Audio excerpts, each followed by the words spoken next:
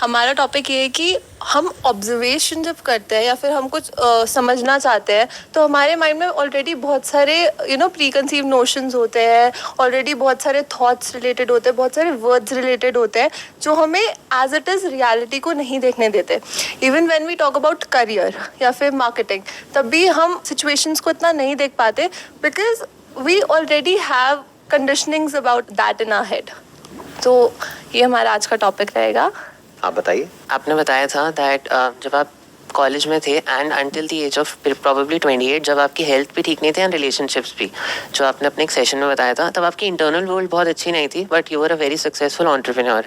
तो internal world का अपने करियर से कोई डायरेक्ट कनेक्शन है या नहीं है?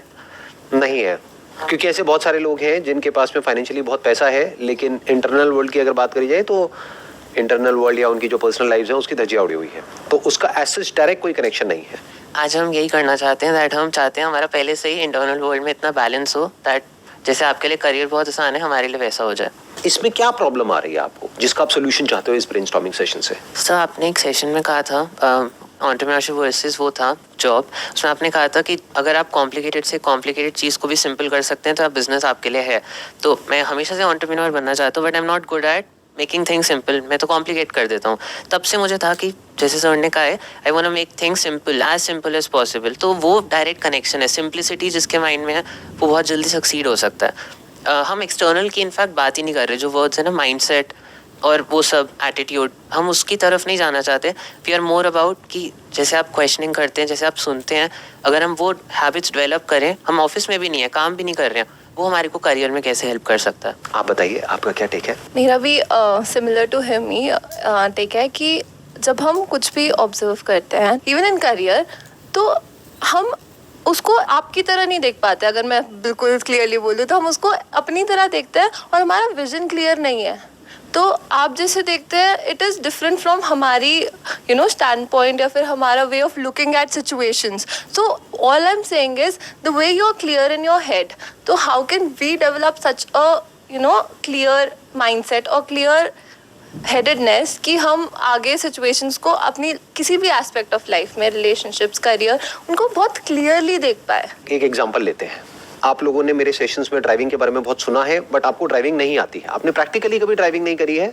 You want to drive fast, you want to drive properly, but अभी आपने एक्चुअल में कभी ड्राइविंग नहीं करी है.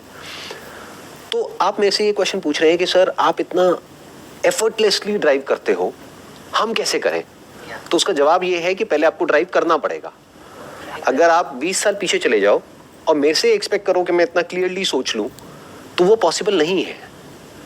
तो अभी आप लोगों की जो एज ग्रुप है दैट इज अराउंड 21, 22 व्हाटएवर, तो इस एज ग्रुप में इतनी क्लैरिटी होना इट्स प्रैक्टिकली नॉट पॉसिबल, क्योंकि अभी थियोरेटिकली तो आपको चीजें समझ आ रही हैं बट प्रैक्टिकली अभी आपने कुछ किया नहीं है लाइफ में. तो वो क्लैरिटी आती है कुछ करने से. उसको आप क्लैरिटी कहो या मैच्योरिटी कहो या अंडरस्टैंडिंग कहो of something, that comes with practice and that comes with experience. सिर्फ नॉलेज से नहीं आएगी. तो अभी आप लोगों को नॉलेज तो है. नॉलेज मतलब क्या कि मेरे सेशंस देखे हैं या बुक से कहीं से कुछ पढ़ा है, ये किया है, वो किया है.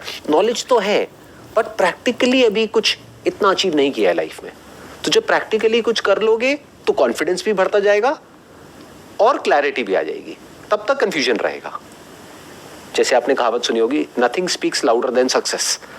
जब आप कुछ कर लोगे तो हर कोई बैठ करके आपकी बात सुनने लग जाएगा. बिना कुछ करे सोचो, अभी मैंने कुछ किया ही नहीं होता लाइफ में और मैं बैठ करके यहाँ पे आपको ज्ञान दे रहा हूँ. आप कहोगे कौन हो भाई साहब आप? आपसे ज्यादा तो हमको पता है, हमने अचीव किया हुआ है. तो ये जो क्लैरिटी आती है या कॉन्फिडेंस आता है, ये सब आता है कुछ कर लेने से और उसको भी सही से करने से और उसमें सक्सेस को अचीव करने के बाद में. उसके बिना वो पॉसिबल नहीं है. इन अदर वर्ड्स, अगर ड्राइविंग आप सक्सेसफुली कर रहे हो पिछले कुछ सालों से तो आपको क्लैरिटी है. तो सर स्टार्टिंग में हमें खुद करना चाहिए और चाहे गलतियां भी होती रहे तो हमें उसे सीख के फिर आगे बढ़ते रहना चाहिए, तभी प्रैक्टिकल नॉलेज आएगी. बट वहां पर एक बहुत बड़ा ट्रैप है कि अगर आप गाड़ी चलाना सीख रहे हो और कोई बहुत बड़ा एक्सीडेंट हो गया तो दोबारा गाड़ी चलाने की हिम्मत ही नहीं होगी या शायद कुछ बचेगा ही नहीं गाड़ी चलाने के लिए. ऐसा भी हो जाता है ना लोगों के साथ में. इतना बड़ा एक्सीडेंट हो जाता है. आप समझ रहे हो ना मैं क्या कह रहा हूँ कि करियर वाइज कोई इतना बड़ा ब्लंडर ना हो जाए कि उसके बाद में आगे करने के लिए कुछ बचे ही ना। मानो आपने अपने घर वालों से बहुत सारे पैसे ले लिए और बहुत कुछ इन्वेस्ट कर दिया उसके अंदर और वहां से कुछ भी नहीं हुआ, तो प्रॉब्लम हो गई ना। बट अगर छोटे छोटे स्टेप्स उठाए तब तो कोई प्रॉब्लम नहीं है। तो करना क्या है आप लोगों को अभी इस पॉइंट पे, आप सबसे पहले दुनिया को छोड़ दो कि दुनिया में क्या क्या अपॉर्चुनिटीज है। ये हम सबकी एक बहुत बड़ी गलती है जो हम लोग सब करते हैं। मतलब मेरी बातें सुनी, थोड़ा सा एक्साइटेड हुए, अब जा करके गूगल पे सर्च करना शुरू किया, देखूं बिजनेस के क्या क्या आइडियाज हैं, या फिर देखा दुनिया में क्या क्या स्टार्टअप में लोग क्या कर रहे हैं, कैसे कर रहे हैं, ये है वो है। तो आप कहाँ चले गए? आप बाहर चले गए। मैं क्या करता हूँ अपने सेशन में, आपको आपके पास लेकर के आता हूँ। तो सबसे पहले आप अपने पास आ जाओ, अपना देखो कि आपकी स्ट्रेंथ्स क्या हैं, what is it that you are actually good at और you can be good at, वहां से शुरू करो। तो अगर अभी हम वहीं से शुरू करें, और मैं आपको